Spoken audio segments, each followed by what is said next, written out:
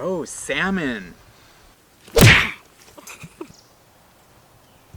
Hi, my name is Maya and welcome back to Yurok Traditional Food Tasting. And today we're going to be testing spring salmon.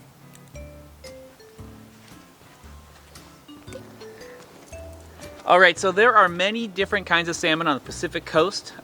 We call them all salmonids, which is just the fancy name for the different relatives of salmon. There's pink salmon, Chinook salmon, sockeye salmon, chum salmon, coho salmon. But you know, an easy way to remember them is this little trick. Hold out your hand like this, and we'll use our fingers to help us remember the salmon. So our thumb rhymes with chum. So we got chum salmon.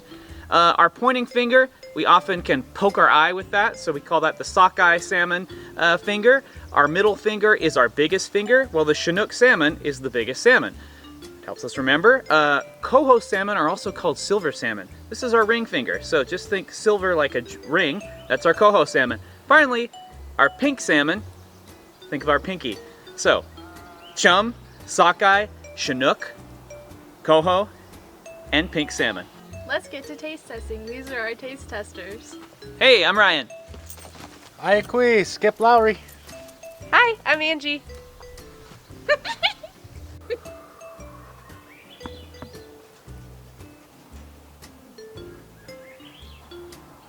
What piece do I want?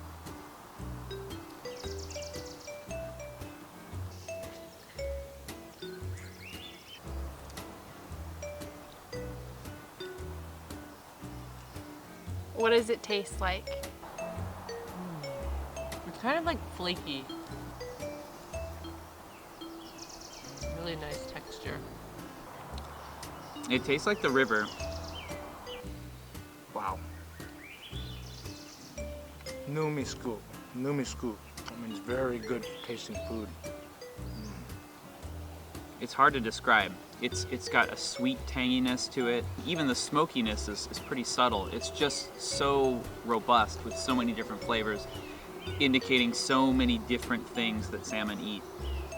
Tastes like home. Tastes like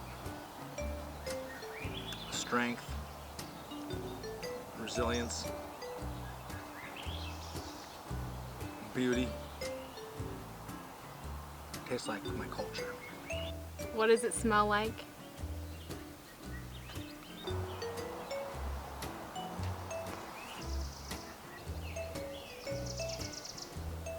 It's smoky. It smells like...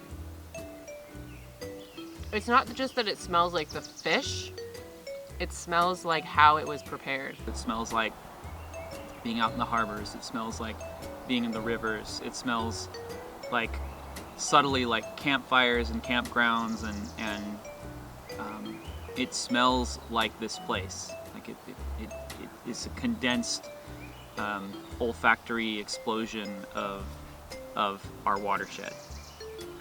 It's got smokiness, a rich essence.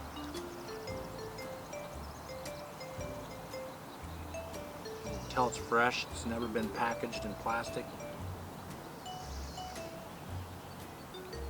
Smells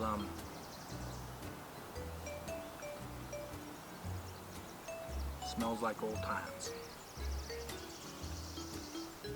What is your connection to salmon? My connection to salmon is nepui. It's what we eat. Our people have always eaten it. It's part of our culture. It's part of who we are. The fish don't belong to us. We belong to the fish. We have to honor all the cycles and all of the landscapes to create a healthy place for them to exist for all time. So this means to me responsibility. This means to me sincere, heartfelt responsibility to a place that is special to you, that other entities share, like the salmon and the bears and the birds and the insects. That's what this means to me. That taste, that smell, is a sense of responsibility. And I'm grateful to be a part of the culture that exists with the salmon. Now that we've tasted spring salmon, we're going to talk about where it comes from, how it's prepared, and how we can save our salmon. So Maya, where did the salmon that we tasted today come from? It came from the Klamath River, the mouth of the Klamath. And was it from like recently or from another time? Or This was last year's catch. We haven't been able to catch any this year, me and Zach. I've mentioned Zach formerly in a previous eel video. He was kind of like my partner in crime, so we've been catching fish together for about 3 years now.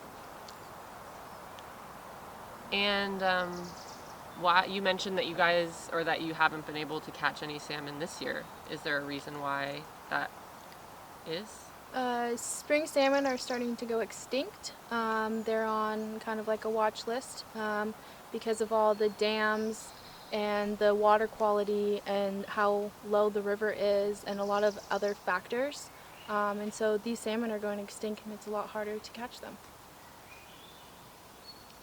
How does that impact you both as Yurok people and people who have been using salmon and in a relationship with salmon for so many generations? The impact that salmon has had on my life is I remember going fishing since I was just little. Around 8 or 9 years old, I was already in the boat, already fishing, learning how to gut fish, learning how to smoke it, how to strip it up. And that's always been something that's been a part of my life. It was also a source of income for school clothes. It's also a source of income for a lot of people, not only income, but also to put food on the table for their families. For me, it's nepui. It's what we eat. It's what our ancestors have always eaten. It's what our futures, they're supposed to always eat and have a spiritual and physical relationship with them.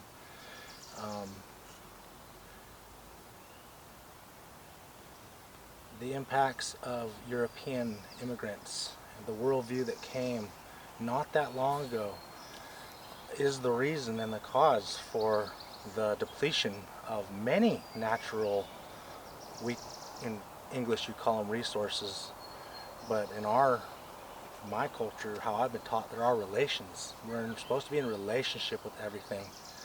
And a capitalistic mentality of exploiting something for your benefit as managing something is not the type of healthy relationship that's sustainable.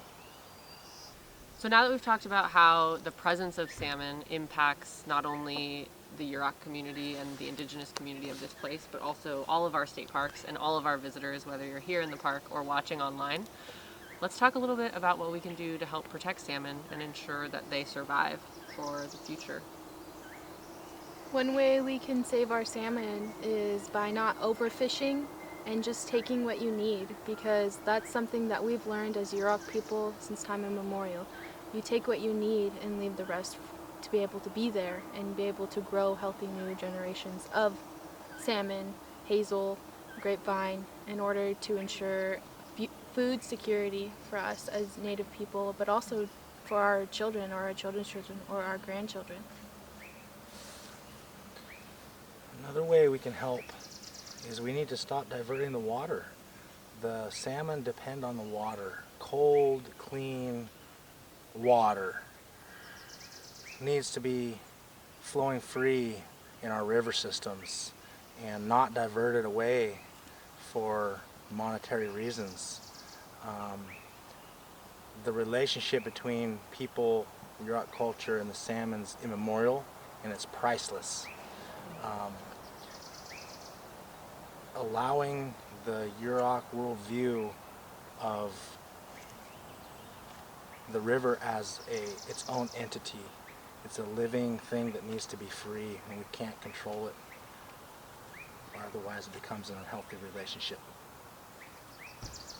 You mentioned cold water, and that's something that salmon depend on. Is water that is, hovering around, 50s and 60s, and really even that starts to get warm, and so this is where some of the solutions are beyond just people living on, in and around those watersheds. Our climate is linked to the solution of helping bring salmon back. Whether it's our snowpack, which all of that snow is this reservoir of cold water over the course of the summer when we don't get rain, and as it heats up, and that melting snow that slowly percolates into the rivers. We've had record low snowpacks year after year. It's become more and more stark. So all of this is tied to the burning of gas-powered vehicles, from tailpipes from factories and boats and things like that. All of those actions are producing heat-trapping gases into our atmosphere, and that is resulting in warmer weather, where the sunlight is not able to escape our atmosphere as much. Oceans warming up. The oceans are where salmon spend usually the majority of their lifetime. You know, they're out in the oceans foraging for food for year after year, and the ocean is where a lot of our world's heat is accumulating, and so that becomes harder for them to find food out there. It becomes easier for diseases. So the solutions are plenty, and we as a society can take a lot of actions. Even if you're in the middle of the country, middle of the continent, way away from any salmon habitat, the actions that your communities take to produce less heat-trapping gases and to kind of stall and hopefully reverse some of the challenges of climate change, those are also going to have an impact on our salmon, among many other species that depend on these environments. Another way that we can all support salmon is by supporting state parks and supporting protected places. You know, you're familiar with some of the work we do as interpreters, but some of the things you don't get to see a lot behind the scenes are projects that involve habitat restoration, restoring our streams and rivers and watersheds to a state that existed or will eventually exist, coming back from damaging practices from maybe logging or over-harvesting from the forest. So supporting your state parks, supporting groups that are working to restore the watersheds and to care for them is another really great way that you can help protect salmon and learn about them. Thanks for tuning in, and I hope you learned a lot about spring salmon, and I hope you come back next month for the next traditional food tasting. Bye!